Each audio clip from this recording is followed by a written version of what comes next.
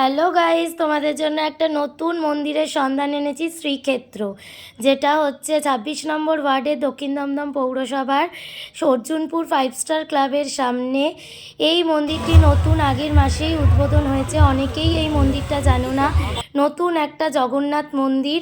এই মন্দিরটা আসতে গেলে তোমাদের নাগেরবাজার থেকে টোটো করে বলতে হবে জগন্নাথ মন্দির যাব, বা বাগুইআটি বা তেঘরিয়া থেকে অটো রিক্সা করে অর্জুনপুর খেলার মাঠ নেমে একটু হেঁটে যেতে হবে।